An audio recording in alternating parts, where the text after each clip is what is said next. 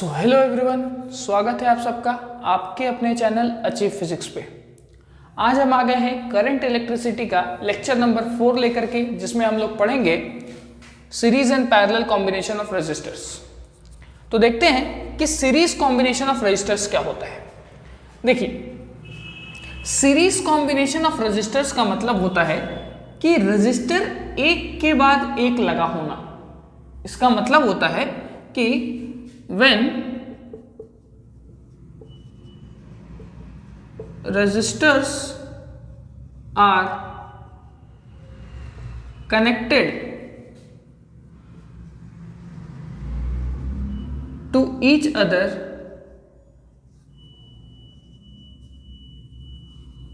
consecutively, when resistors are connected to each other consecutively, मतलब एक के बाद एक रेजिस्टर्स जब लगा होता है तो उसको हम लोग बोलते हैं सीरीज कॉम्बिनेशन। मतलब पहला रेजिस्टर, फिर उसके बाद दूसरा, फिर उसके बाद तीसरा। ये रेजिस्टर का सिंबल है।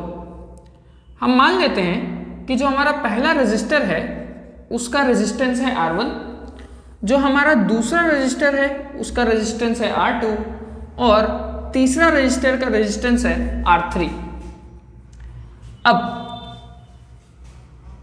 यहां पे ध्यान से समझने वाला बात यह है कि जब भी करंट फ्लो करेगा तो तीनों रेजिस्टर से सेम करंट फ्लो करेगा। मतलब अगर करंट I यहां से फ्लो हो रहा है तो इससे भी करंट I फ्लो करेगा, इस रेजिस्टर से भी करंट I फ्लो करेगा और इस रेजिस्टर से भी करंट I फ्लो करेगा। मतलब current flowing through the resistor, through the resistors is always same। Current हमेशा जिस सीरीज कनेक्शन में जो करंट फ्लो करेगा रेजिस्टर से वो हमेशा सेम होता है। सेकंड, मान लेते हैं कि इस रेजिस्टर, इस बैटरी का पोटेंशियल डिफरेंस है V। तो ये जो पोटेंशियल डिफरेंस V है, यही पोटेंशियल डिफरेंस ये इसको भी देगा, इसको भी देगा, इसको भी देगा। तो अपने में से कुछ तोड़ के V1 इसको दे दिया, अपने में से कुछ तोड़ के V2 इसको दे दिया, अपने में से कुछ तोड़ के V3 इसको दे दिया। मतलब V ही जो है वो टूट करके V1, V2 और V3 बना है। इसका मतलब कि potential difference across each resistor is always different।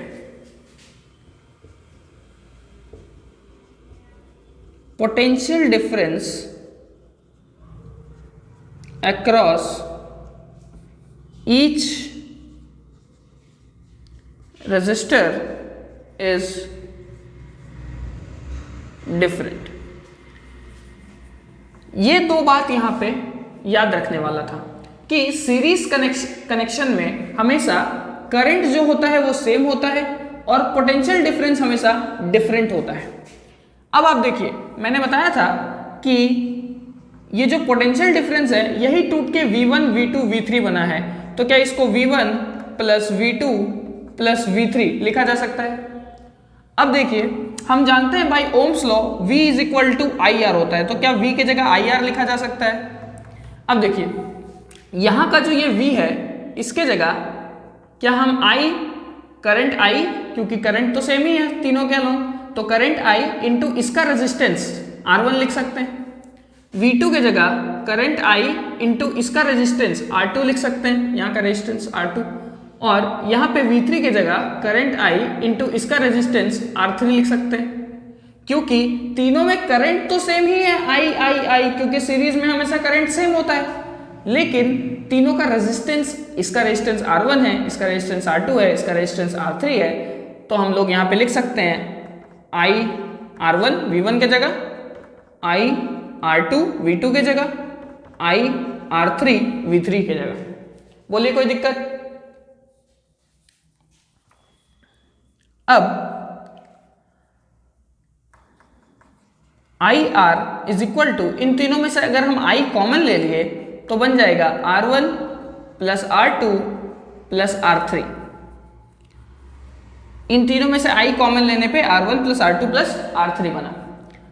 I से I कट जाएगा तो जो फॉर्मूला निकलेगा वो निकलेगा R सीरीज का जो टोटल रेजिस्टेंस होगा वो निकलेगा R1 plus R2 plus R3। ये आपका सीरीज कॉम्बिनेशन के लिए एक फॉर्मूला बना, नोट कर लीजिए। तो चलिए अब बात करते हैं पैरेलल कॉम्बिनेशन ऑफ रेजिस्टर्स के बारे में।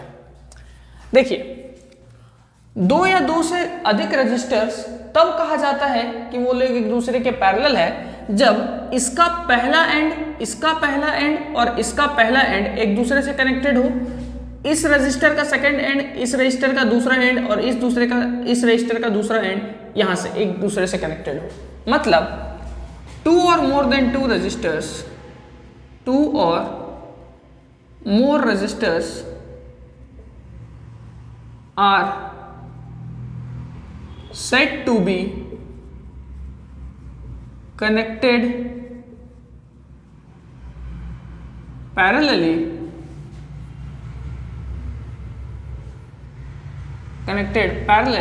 if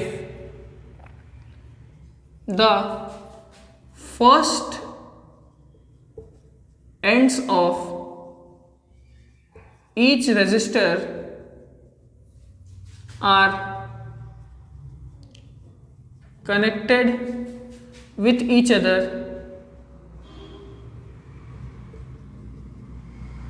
and second end of each resistor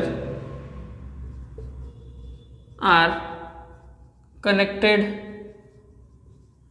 with each other। ठीक है, अब देखिए यहां से मान लेते हैं करंट I यहां से चला, तो जब करंट I यहां पे चलेगा तो इस टाइम पे आकर के वो जो I करंट आया है वो तीन टुकड़ों में टूट जाएगा। यहां हो जाएगा I1, यहां हो जाएगा I2, यहां हो जाएगा I3।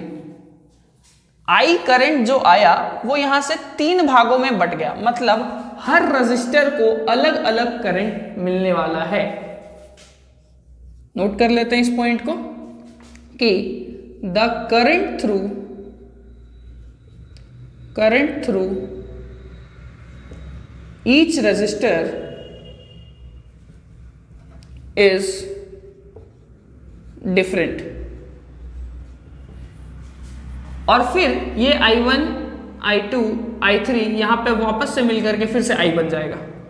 और अगर हम लोग पोटेंशियल डिफरेंस का बात करें तो यहां अगर सर्किट का पोटेंशियल डिफरेंस V है तो इसको भी पोटेंशियल डिफरेंस V मिलेगा, इसको भी पोटेंशियल डिफरेंस V मिलेगा, इसको भी पोटेंशियल डिफरेंस V मिलेगा। मतलब कि द पोटेंशियल डिफरेंस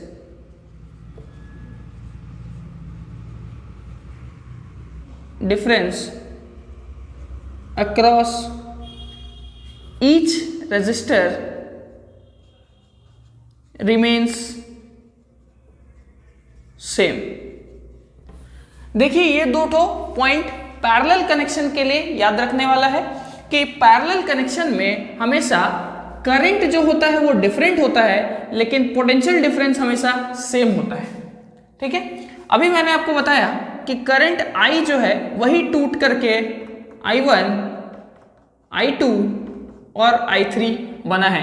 मतलब हम I1 plus I2 plus I3 मिला करके I लिख सकते हैं। ठीक है, अब हम लोग जानते हैं according to Ohm's law I बराबर V बाई R होता है। तो अब एक बात बताइए, यहां पे I1 का वैल्यू यहां पे V बाई R1 हो जाएगा, I2 का वैल्यू यहां पे V बाई R2 हो जाएगा और I3 का वैल्यू यहां पे V बाई R3 हो जाएगा।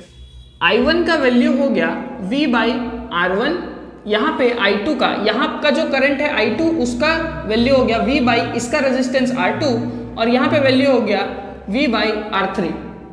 तो यहाँ पे हम लोग V by R1 plus V by R2 plus V by R3 ये लिख सकते हैं।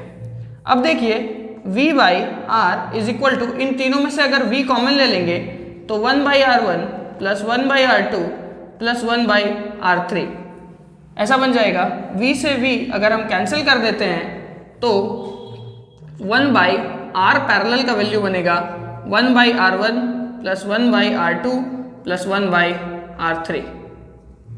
ये हो गया अगर पैरेलल कनेक्शन हम लोग करके रखे हैं अपने रेजिस्टर्स का तो उसका टोटल रेजिस्टेंस ऐसे निकलेगा।